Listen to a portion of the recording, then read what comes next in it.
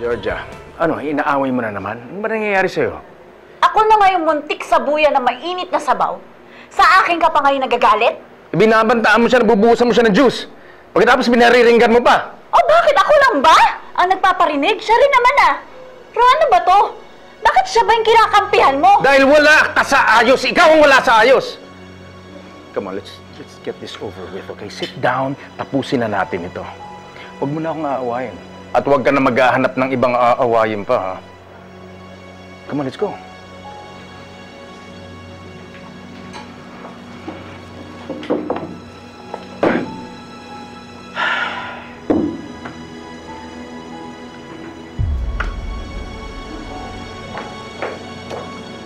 Sir Rome?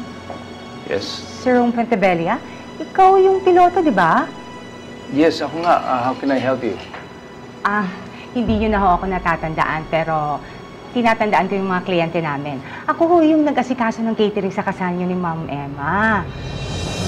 Oh, I'm sorry. Yeah, matagal na yun.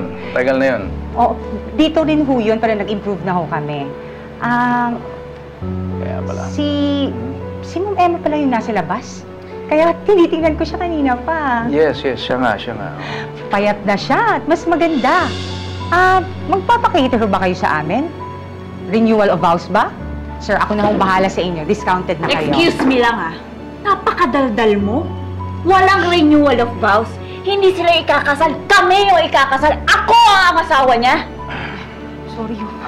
Sorry, sir. Alam mo, hindi naman kami magpapakater na. Basura naman yung mga pagkain niyo. Umalis ka na sa harapan ko. Alis! Sorry ho. Diyan na kayo. Oh, Georgia. Hindi ko na alam kung anong gagawin ko sa'yo. Wow.